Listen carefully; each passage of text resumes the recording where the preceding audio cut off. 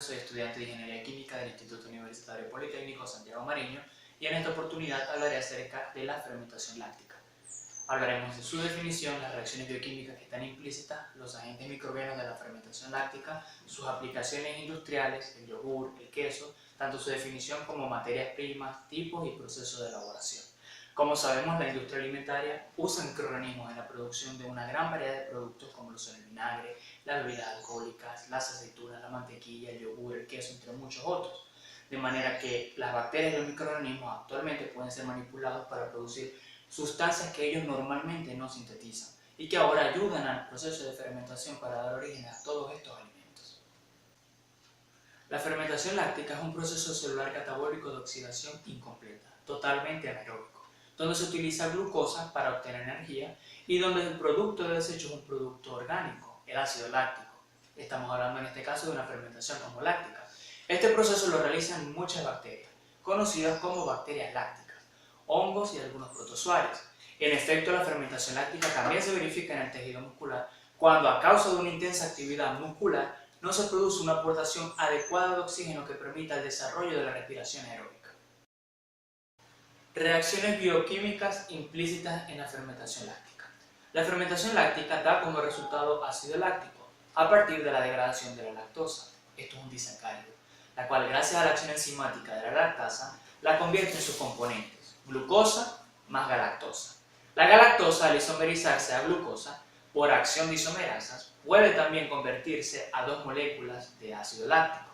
A partir de este punto el proceso es el siguiente. En condiciones de ausencia de oxígeno, es decir, anaerobias, la fermentación responde a la necesidad de la célula de generar moléculas de NAD+. Esta es la nicotinamida adenina dinucleótido en su forma oxidada, que ha sido consumida durante el proceso energético de la glucólisis. En la glucólisis, la célula transforma y oxida la glucosa en un compuesto de 3 átomos de carbono, este es el ácido pirúvico o piruvato, obteniendo 2 moléculas de ATP, de energía. Sin embargo, en este proceso se emplean 2 moléculas de NAD+, que actúan como aceptores de electrones y se reducen a NADH. Esta es la nicotinamida adenina dinucleótido en su forma reducida. Para que pueda tener lugar reacciones de la glucólisis productoras de energía es necesario reoxidar este NADH.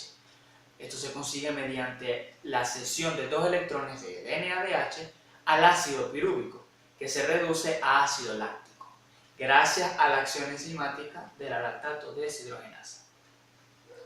Entre los agentes microbianos de la fermentación láctica tenemos que esta puede ser posible gracias a algunos hongos y bacterias. Históricamente las bacterias del género Lactobacillus, Leuconostoc, Pediococcus, Streptococcus y Bifidobacterium son las especies consideradas como lácticas. La mayoría de ellas son homofermentativas, esto quiere decir que su producto final solo es ácido láctico. Todas las bacterias de ácido láctico fermentan diversos azúcares, produciendo ácido láctico en cantidades suficientemente elevadas como para matar o inhibir a la mayoría de los otros microorganismos. La lactosa, al fermentar, produce energía que es aprovechada por las bacterias y el ácido láctico es eliminado. Generalmente no es necesario añadir bacterias del ácido láctico a los alimentos, ya que la mayoría de los productos lácteos contienen una población natural adecuada.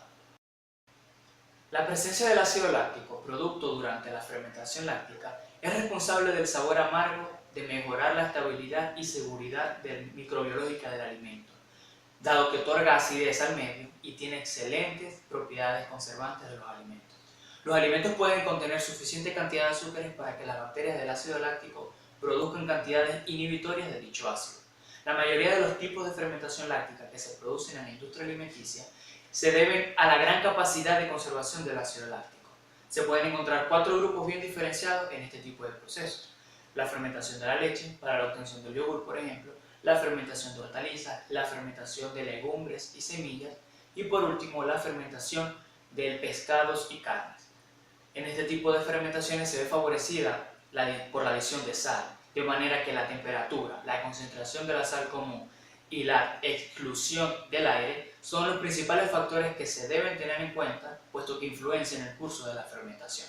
La introducción de la fermentación láctica en la industria alimenticia permite que el proceso sea ejecutado de tal forma que primero se fermente el alimento y posteriormente se pasteuriza. El yogur es un alimento líquido y espeso o pastoso de sabor agrio que se obtiene por fermentación bacteriana de la leche. Si bien se puede emplear cualquier tipo de leche, la producción actual usa predominantemente leche de vaca. Tipos de yogur tenemos en primer lugar el yogur natural.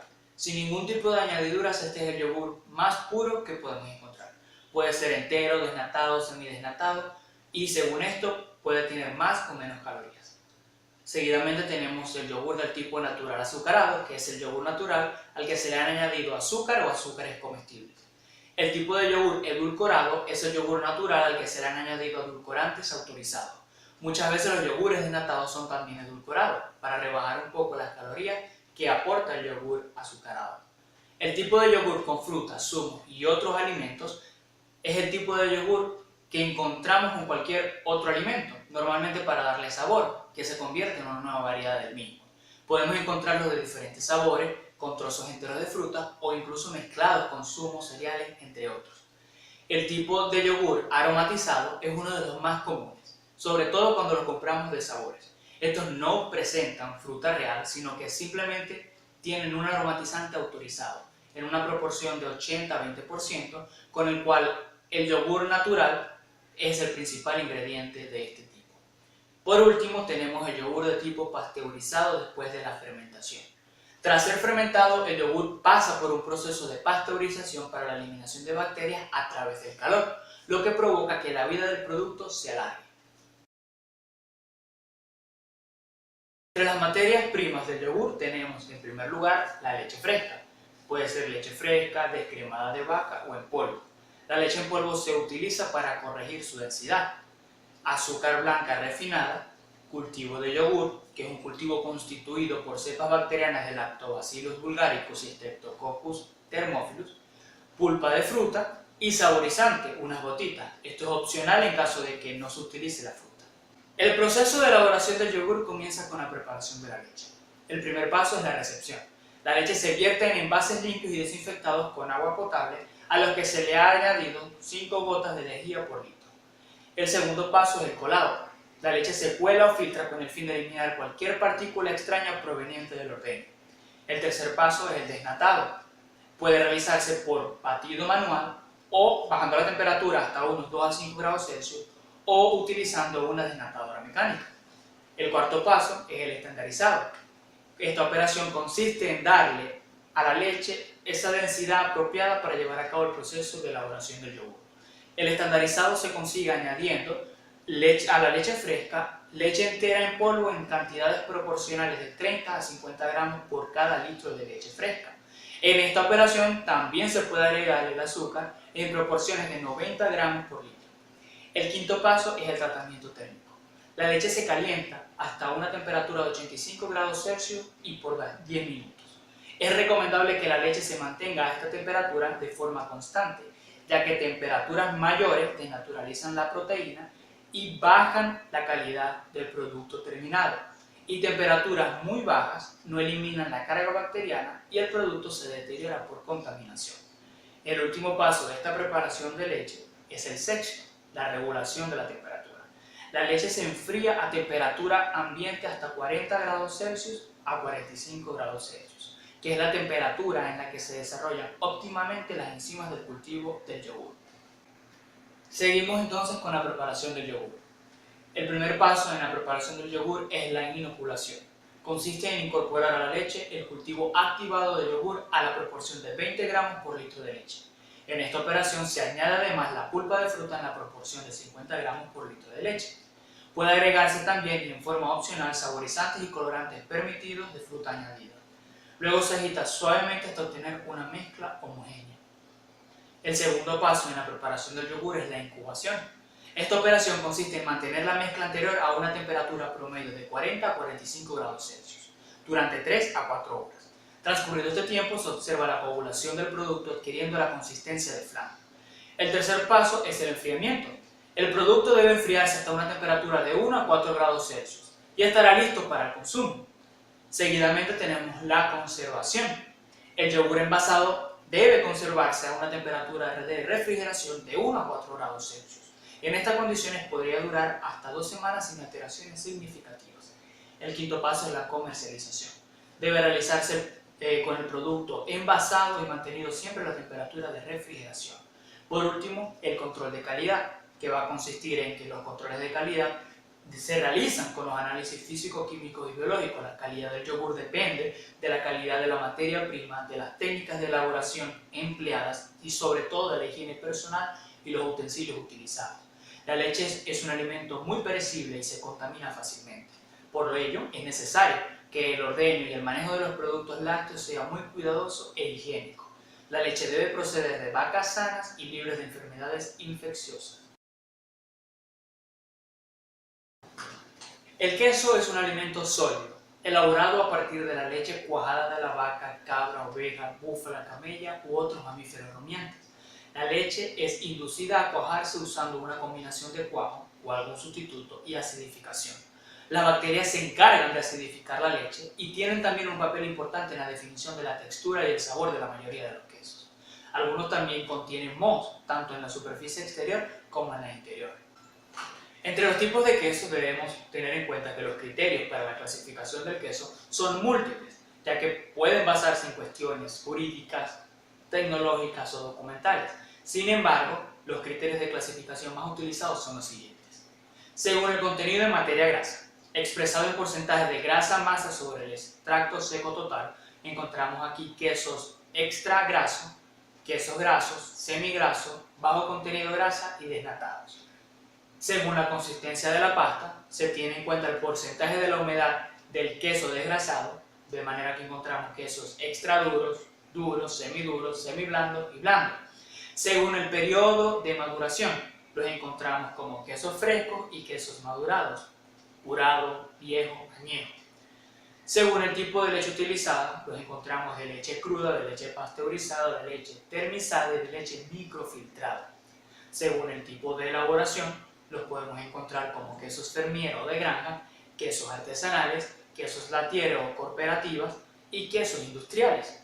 Según la intensidad del sabor o gusto, los encontramos de intensidad fresca o dulce, de intensidad poco pronunciada, de intensidad pronunciada, de intensidad fuerte y quesos de intensidad muy fuerte. Entre las materias primas del queso conseguimos como la principal la leche. Esta proviene de diferentes animales como vacas, cabras, ovejas, búfalas, burras, camellas. El tipo de ganado, la raza, la alimentación, los ciclos de ordeño y si la leche se utiliza cruda o pasteurizada influyen en el sabor de esta y, en última instancia, en el queso elaborado con ella. Siempre partiremos de leche natural, desnatada total o parcialmente, de la nata del queso de mantequilla o de una mezcla de algunos o de todos estos productos.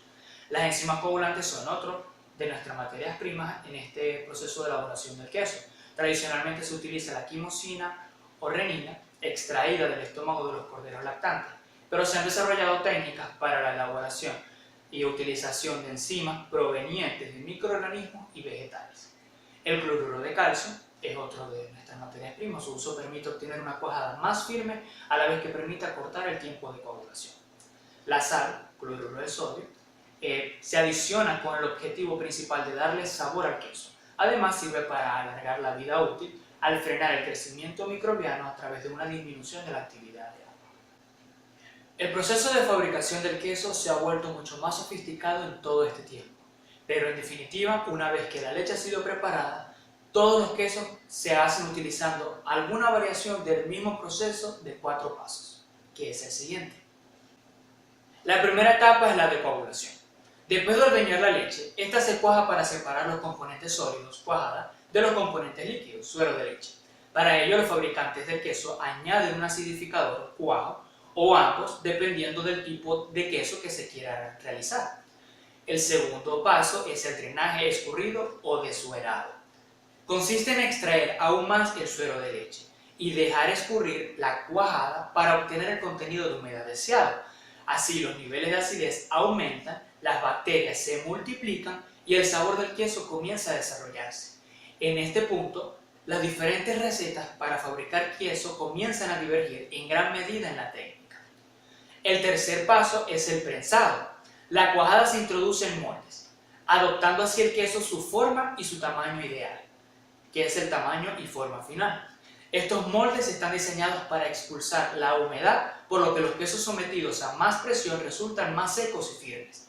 Los quesos de textura suave se extraen de los moldes pasados unas horas. mientras los más duros se mantienen más tiempo. Claramente, durante esta etapa se produce el salado que contribuye a ralentizar la producción del ácido láctico, realza el aroma y contribuye a la preservación del queso y a su curación. Es común que en esta fase se añadan otros ingredientes como colorantes, hierbas o especias. También pueden ser ahumados, cubiertos en salmuera o cenizas, o inoculados con moho. La cuarta etapa es la de maduración o curado. Una vez que el queso ha sido cuajado, drenado y prensado, el proceso de maduración puede comenzar, a excepción de los quesos frescos que están listos para consumirse tras el proceso de elaboración y no necesitan madurarse. Durante el proceso de curación, los quesos se guardan en recintos especiales o cuevas, donde los expertos afinadores vigilan y controlan la humedad, temperatura y oxígeno, todos los cuales influyen en los microorganismos y enzimas del queso, denominando su textura, sabor y determinando además su aroma y consistencia. El tiempo de curación puede variar de unos días en el caso de los quesos tiernos a varios meses en el caso de quesos curados o incluso años en el caso de los quesos añejos.